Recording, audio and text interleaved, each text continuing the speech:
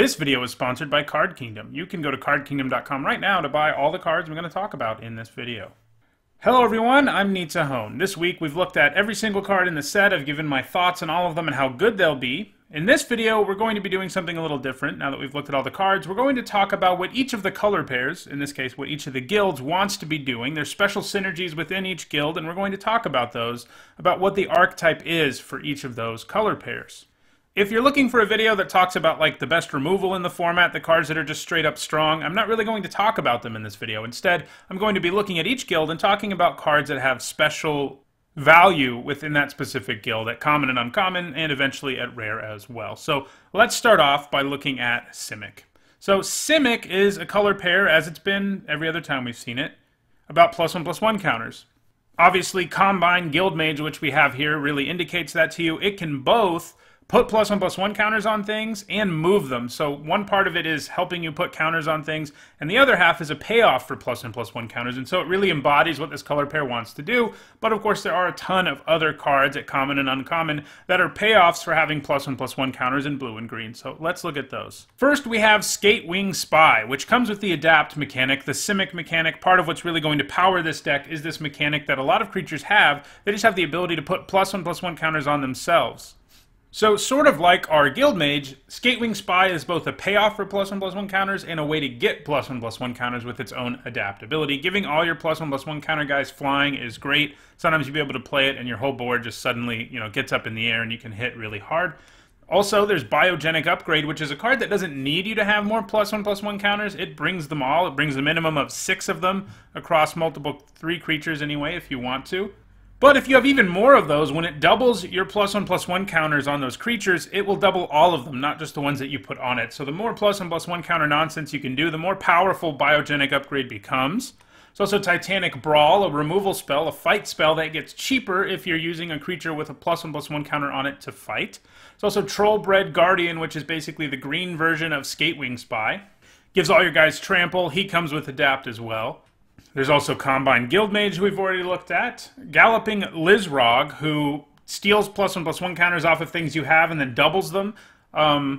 The more I look at this card, I think I may have underrated it a little in my set review, because I realized that if you only move one +1/+1 counter, you don't have to move them all. If you only move one +1/+1 counter, you've got a 5/5. So if you have extra +1/+1 counters around that you can just move one and it doesn't make a big difference, he's going to be good. And sometimes the right thing to do will be to just move all your +1/+1 counters onto him. But usually that's a little too dangerous for me, because one removal spell will just end you at that point.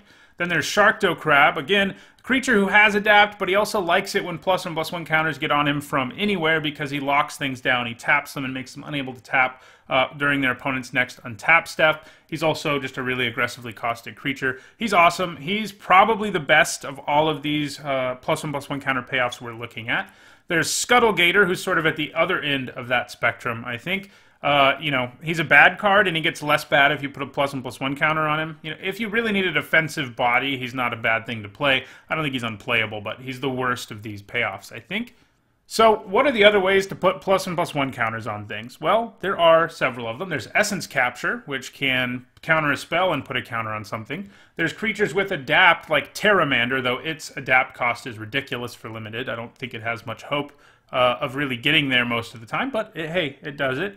There's Skitter Eel, also another creature with Adapt, and then Wrecking Beast, who has Riot. So green is partially what is Gruul, right? They're red-green. So you have access to all the green cards with Riot that synergize really well here. And in general, we're going to see that the 3 colors of Temur, the Gruul and the Simic guilds, work really well together because they both like +1/+1 counters. There's also Stony Strength, which lets you put one on a creature at instant speed and untap it. There's Soraform Hybrid, another guy with Adapt. Rampaging Rendhorn, another card with Riot. Gruul Beastmaster, once again, Riot. Aeromunculus, that comes with Adapt. So, as you can see, Simic is really focused on creatures, and I think that's a theme we're going to continue to see in basically every deck in this format. There isn't a real sort of Spells Matter deck. We'll even see that Azorius, the deck that probably can be a control deck the best, might be at its best as sort of a tempo aggro deck. This format, interestingly, just has all decks that have different focuses, but that are all looking relatively aggressive. And Simic is obviously part of that. Obviously, it's not going to be like really fast aggressive, but it lets you build an advantage over time with these +1/+1 counters, and you're still winning with a bunch of creatures. So what rares are well suited to this +1/+1 counter Simic deck? Well, there's Zagana, Utopian Speaker, who draws you a card if you have counter somewhere, has Adapt herself, and also gives Trample to everything. She makes that frog guy look kind of sad, but she does the same thing. Simic Ascendancy, which mostly you're just going to like for putting counters on things, especially things like Sharkdo Crab, who do something every time you put a counter on them. You're not really going to get to the point where it just wins you the game. I mean, you will if you really try to, I guess, and you're just dominating your opponent, but you should just be able to win if you've put 20 +1/+1 counters on your creatures. Biomancer's Familiar may be the best adapt payoff in the set. It's rare, it makes your adapts cost 2 less, and it lets you adapt multiple times. Remember, you can only adapt once, and only if your creature doesn't have a +1/+1 counter on it. Actually, it's not entirely true. You can adapt more than once if you happen to remove +1/+1 counters from them with something like Galloping Lizrog. But he makes it so that doesn't matter. It'll just let you adapt even if you have +1/+1 counters around. There's Benthic Biomancer, another creature who likes it specifically when a counter is put on him because he lets you loot. He comes with Adapt as well. There's Incubation Druid, another creature that loves it when a counter is put on it because then it starts producing 3 mana, which is insane. So if you can put a counter on it early, you're going to be pretty happy. It has Adapt late, where it will make sure that it gets to be a relevant body, something most mana dorks don't do. There's Growth Chamber Guardian, who's mostly just a 2 mana 2/2 with a little bit of upside. If you get multiple copies of them, it does get a lot better. So that's Simic. Simic is about the +1/+1 counters. It's a very creature-based strategy for the most part. Let's move now to Gruul, a color pair that also cares about +1/+1 counters, but I would say it has a little less of a focus on it and is more aggressive, and that's because of the Riot mechanic, which doesn't always give you +1/+1 counters. So Gruul aggro, there's a lot of cards I could have put here to sort of symbolize it, but I think Rhythm of the Wild's a good one. It's sort of like a new Fires of Yavimaya in that it lets you give all your creatures haste, but it gives you a choice between a +1/+1 counter or haste because of the Riot mechanic. And that's a really interesting thing. I think we're going to see in this format a lot more haste than we're used to seeing in a limited format because of Riot. There are going to be late game scenarios where you really have to think about the fact if you're playing a red-green opponent and like you're both in top deck mode and you're at some low life, but if you can just hit them a couple more times, you'll win. You're going to have to be kind of careful and weigh the fact that, man, there's a really good chance to draw a card that has haste. Obviously, if they have this in play, it definitely will, and can just kill you out of nowhere. So it's really going to make people play in an interesting way, and the two options are great. I mean, as we'll see, most of the creatures with Riot, which is what makes this color pair so aggressive, are really efficient either way in most cases. That's not true about all of them, but most of them are nice either way. Whether you put a counter on them and whether you give them haste, there's going to be board states where one is correct, and there's going to be board states where the other is correct. So let's look now at all the cards with Riot. We've already seen a few of them when we were looking at +1/+1 counter things. If you're playing those green guys in Simic, you're probably more likely to go with the counter, but in Gruul, you're more likely to go with haste, I think, or at least 50-50. So we've got Burning Tree Vandal, which is either a 3-mana 2/1 with haste who rummages for you, or a 3-mana 3/2 that can still rummage, it just won't do it right away. Both of those options are perfectly playable, and it can be either one of those, which is nice. There's Clamor Shaman, which can be a 3-mana 1/1 with haste that makes your opponent unable to block with one of their creatures for a turn, or a 3-mana 2/2 that will do that at a later time. There's Gore Clan Wrecker, who might be my least favorite of all of the Riot cards. I mean, he's fine. He's either a 4-mana 2/2 with Menace and Haste. That's the part I don't really like that much. Or a 4-mana 3/3 with Menace. I think the latter's better, but neither of those is very exciting. He's probably the worst of these cards with Riot. But even saying that, he's still playable. He's just not as good as the other ones we're going to talk about. Like Gruul Beastmaster, who has an ability where it pumps something when it attacks. You can choose if you want to pump that thing right away and give this haste. You can choose whether you want to make this a 3/3 so it can pump things even more. Those are great options. There's Rampaging Rendhorn, which is probably the best common that has Riot, because it's either a 5-mana 5/5 or a 5-mana 4/4 with haste. Either option, pretty nice. There's Wrecking Beast, who's a nice top curve. This one may not see that much play depending on just how aggressive this deck is. It may actually be a little better suited in the Simic deck, which looks like it can produce more mana. But, you know, it is here. It does have Riot. The two options of 7-mana 7/7 with Trample or 7-mana 6/6 with Haste and Trample are pretty nice options. There's Rhythm of the Wild, which we already looked at. Frenzied Arynx, who's a great gold card for the deck, a great gold common. You probably play as many copies as you can get. Either a 4-mana 4/4 with Trample or a 4-mana 3/3 with Trample and Haste, and it still has that activated ability that you can use late. Jurta Goblin, either a 2-mana 3/3 or a 2-mana 2/2 with Haste. Both options are good. In this case, though, I feel like the 2-mana 3/3, in most cases, unless you're going to kill your opponent with its help right away, in most cases is probably going to be better. So there are some +1/+1 counter payoffs in this color pair. We have the green ones from Simic that we already looked like. To go over them again, Biogenic Upgrade, Titanic Brawl, Trollbred Guardian. But there's also a couple in red that are only really playable in this, or you can splash them in a Simic deck. And that's true of these +1/+1 counter payoffs in general. You can sort of splash them across in the event that they're, going to be really good in your deck, which I think they will be because both Simic and Gruul like +1/+1 counters. Red gets Rumbling Ruin, who I think is really powerful. If you just have a few +1/+1 counters laying around, he can make it so much more of your board can attack, and he's got good stats. And there's also Bullrock Clan Crusher, who's maybe one of the most build-aroundy +1/+1 counter cards in the set, because he needs them to start doing awesome things, which is shocking opponents or creatures.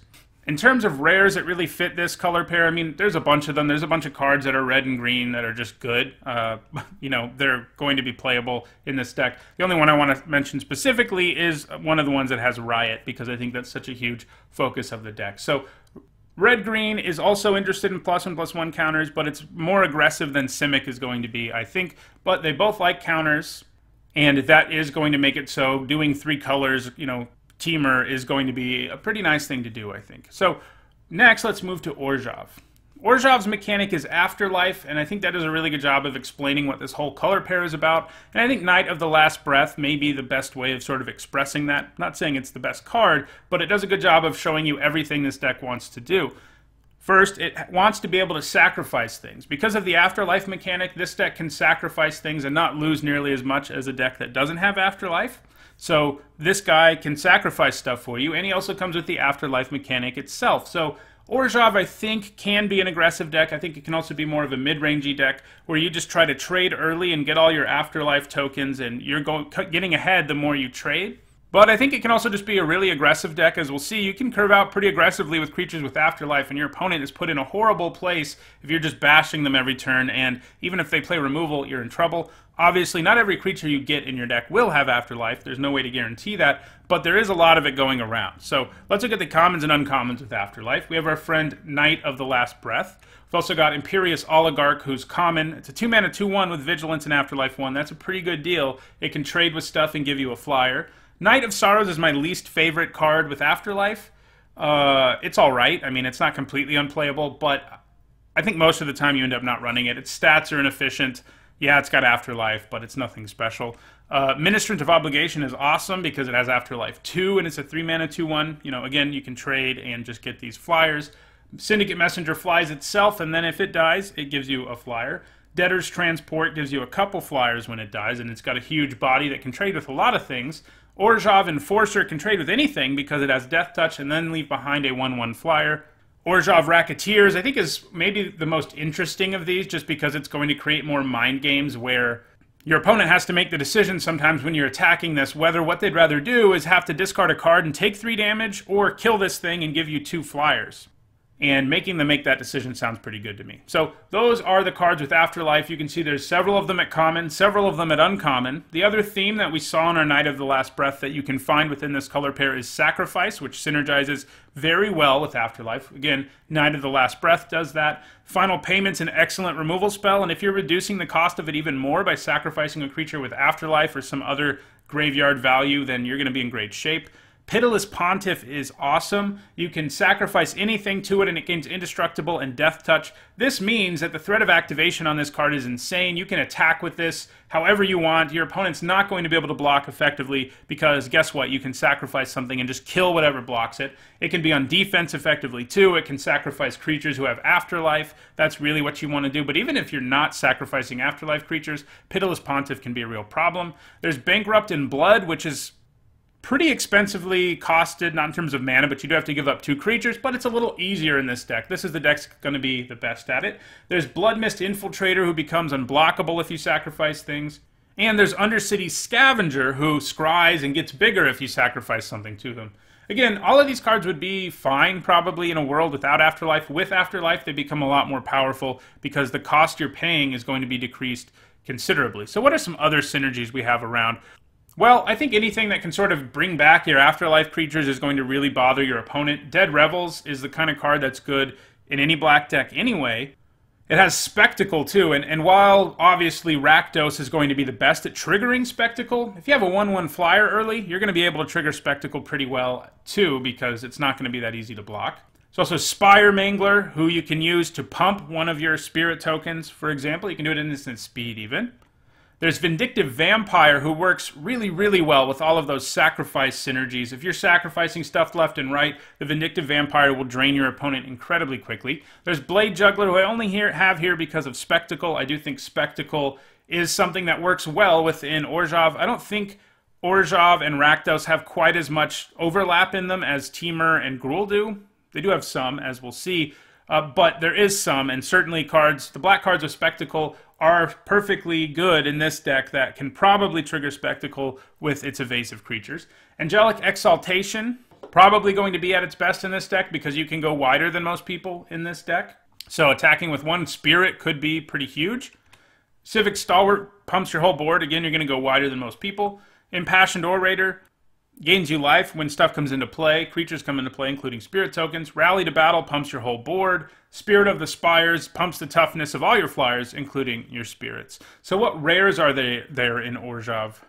You have Teysa Karlov, who's a huge Afterlife payoff. She makes it so your Afterlifes trigger twice, and she makes your creature tokens have Vigilance and Lifelink. So she's crazy. I actually think she has a high enough ceiling that first picking her sometimes is probably a good idea. Because if you're black-white, you're going to end up with some Afterlife. It won't be that hard to end up with like 4 or 5 cards with Afterlife. And if you're doing that, she's still good. But if you have a ton of it, she's insane. There's Seraph of the Scales, who's going to be good in any deck, but it does have Afterlife.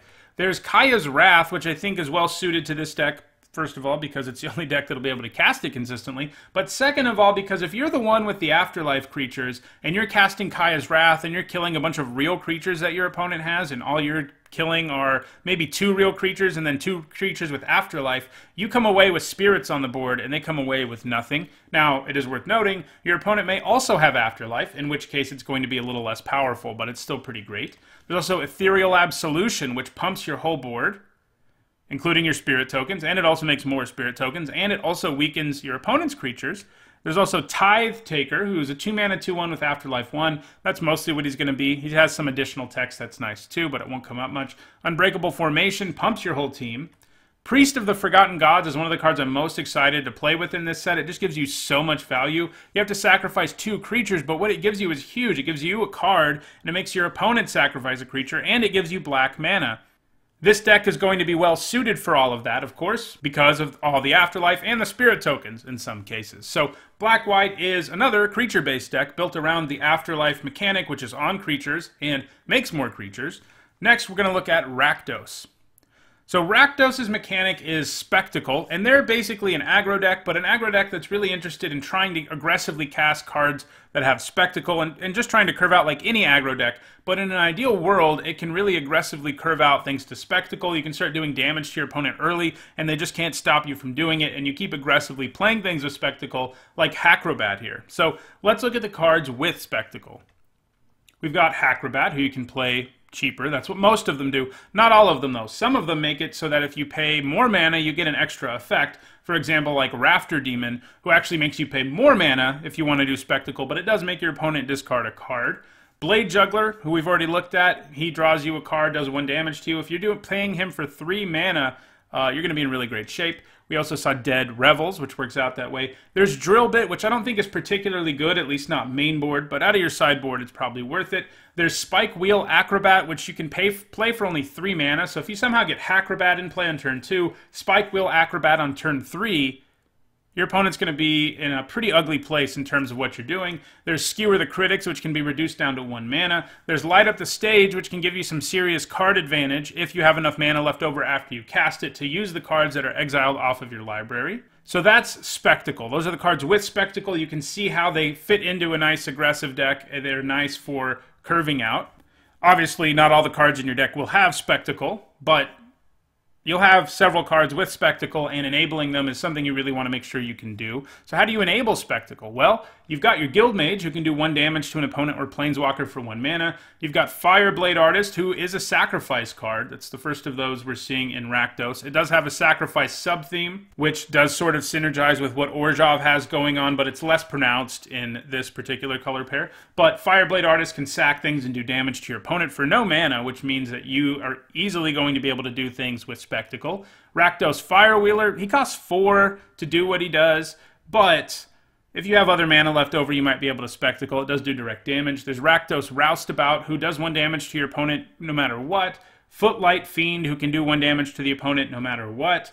The Carnival half of Carnival Carnage, the Carnage half too, I guess, but the Carnival half is cheaper, so it's easier to make it trigger Spectacle.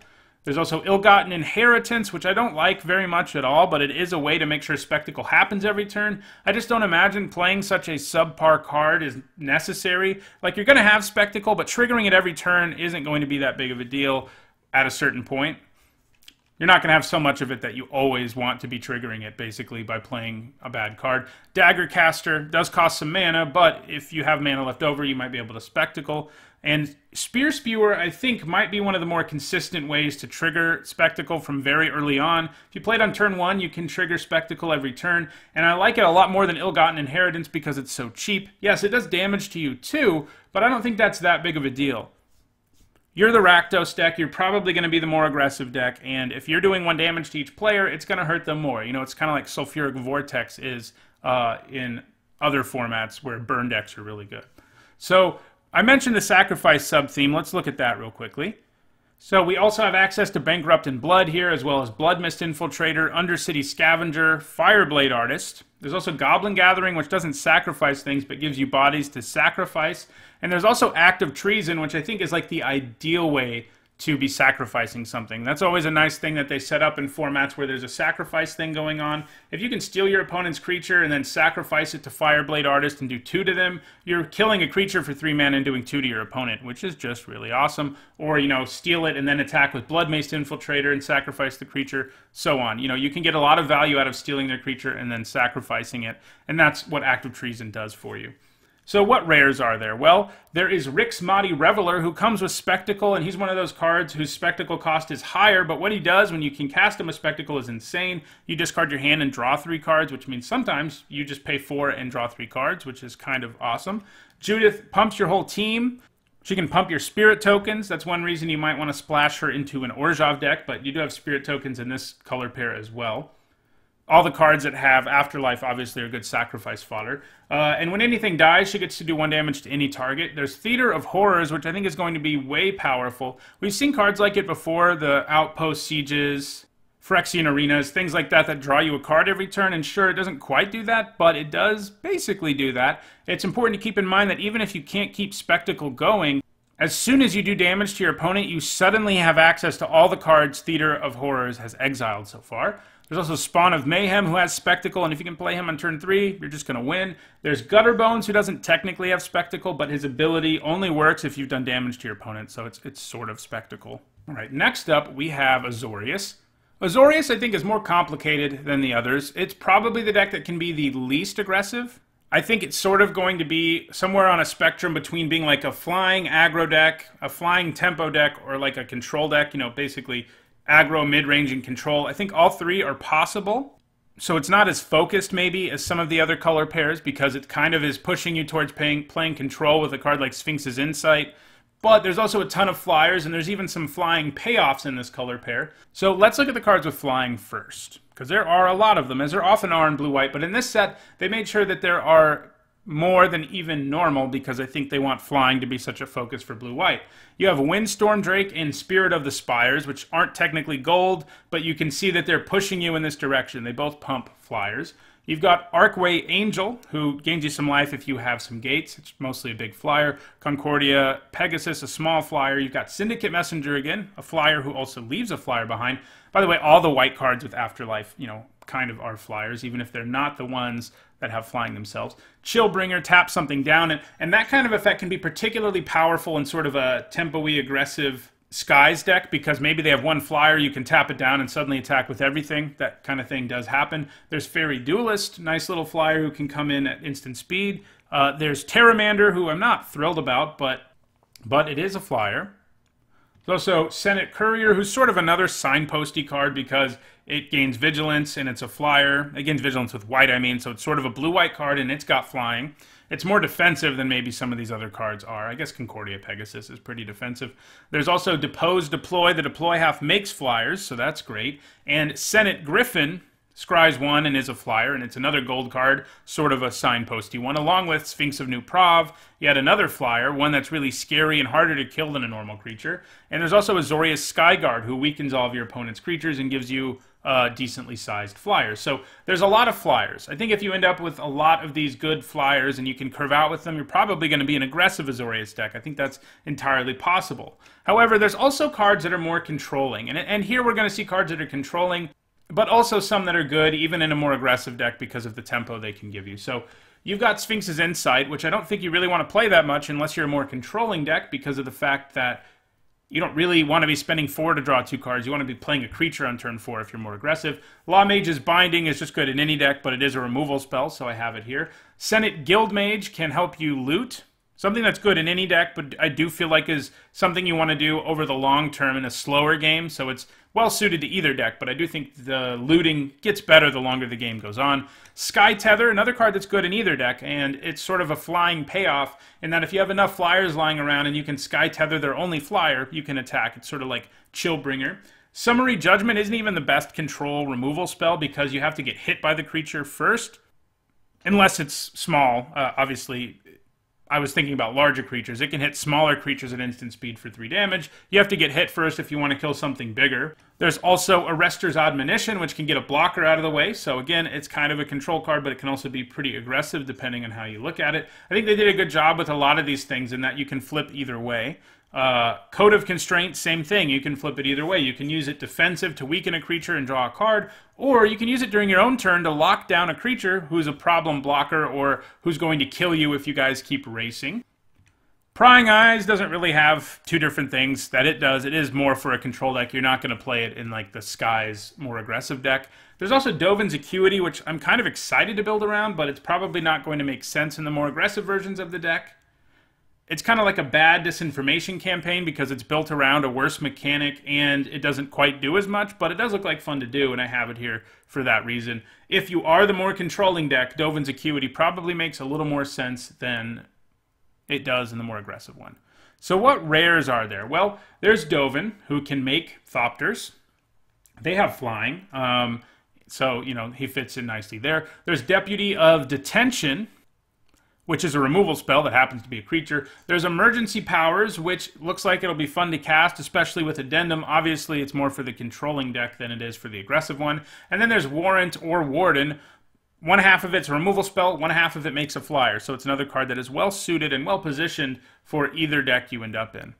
So there's one more deck I want to talk about, and that is the Gates deck. It's something we had last time, sort of, but I don't think it was that well supported. There were a few cards that were okay with it, like the Gargoyle and the Equipment, but neither of those were that incredible. They were just fine. In this set, I think there's some pretty impressive gate payoffs, enough that going like 4-color gates and getting all these gate payoffs might actually be worth it.